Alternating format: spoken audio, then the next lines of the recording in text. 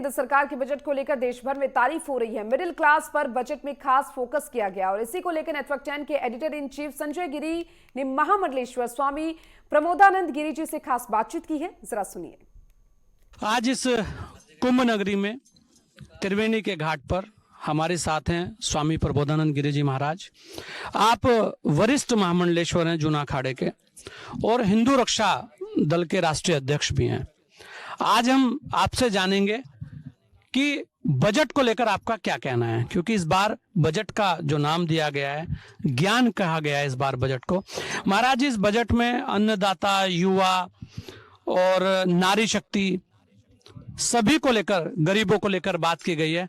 आपको क्या लगता है वास्तविक इस बजट को लेकर आपका क्या कहना है?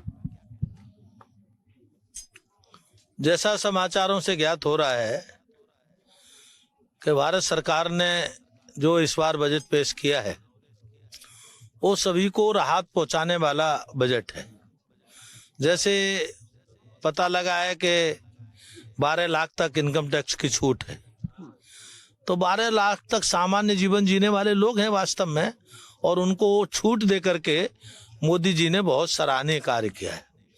उन्होंने किसानों के लिए किसान क्रेडिट कार्ड में उनकी सीमा बढ़ाई है, तो किसान से ज़्यादा दुखी कोई देश में नहीं है और किसान को इससे बहुत बड़ी राहत मिलने वाली है।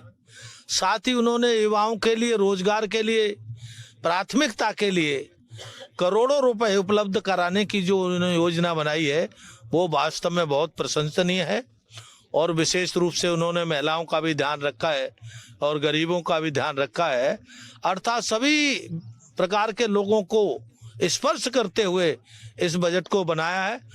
मोदी सरकार की बहुत सराहना करता हूं और उनके बजट की भी सराहना करता हूं।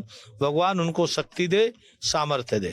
सरकार लगातार नारी शक्ति के ऊपर काम कर रही है और कह भी रही है कि हम नारी शक्ति को आगे बढ़ाना चाहते हैं, मतलब कि जो मातृ शक्ति है हमारी वो आगे आनी चाहिए। इसको लेकर आप क्या सोचते हैं?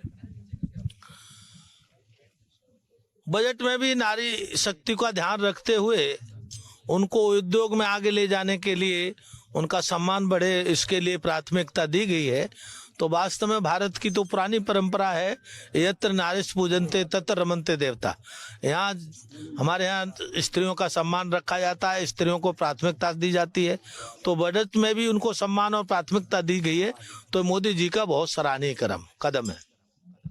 इस बार जिस तरीके से युवाओं के लिए कहा जा रहा है कि भारत के अंदर युवा शक्ति बहुत ज्यादा है, तो युवाओं को लेकर जो सरकार के प्रयास हैं उसे आप कैसे देखते हैं? वास्तव में सारे देश में लोग चिल्लाते हैं कि युवा बेरोजगार हैं, युवा बेरोजगार है, लेकिन मैं ये आपके सामने कह सकता हूँ मोदी सरकार के काल में युवाओं की बेरोजगारी खत्म हो गई है। और मैं इस बात से कह सकता हूँ बेरोजगारी खत्म इसलिए हुई है कि आज कोई भी युवा आपको मजदूरी करने के लिए नहीं मिलता। 500 रुपए की मजदूरी के लिए नहीं मिलता, आदमी ढूंढना पड़ता है। इसका मतलब ये है कि बेरोजगारी खत्म है। और अब वर्तमान बजट में मोदी जी ने युवाओं के लिए विशेष प्राथमिकता दी है।